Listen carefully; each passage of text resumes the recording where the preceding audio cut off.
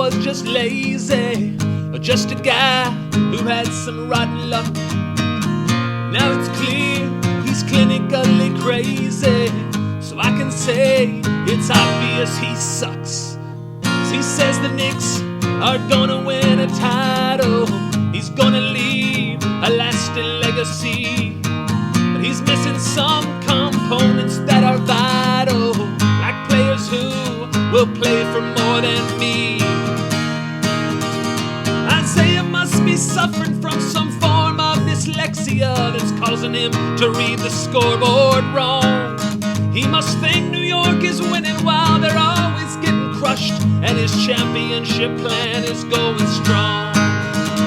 Spike Lee and Chris Rock can afford to waste their money, but what about the average New York fan? Everybody but James Dolan seems to think it isn't funny while they're watching the Isiah Thomas 25-year rebuilding plan. Isiah says he wants to leave a blueprint to show teams in the future how to play. But one day our kids will ask us where the Knicks went, and we'll say Isiah took the team away.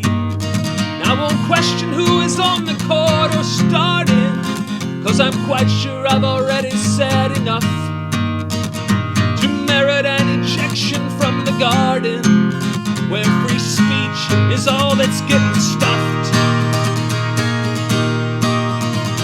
Isiah must be suffering from some form of dyslexia that's causing him to read the scoreboard wrong. He must think New York is winning while they're always getting crushed, and his championship plan's still going strong.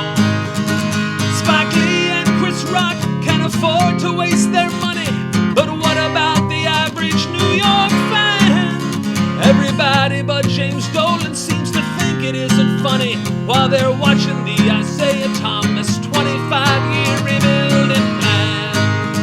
Yeah, we're watching the Isiah Thomas 25-year rebuilding plan.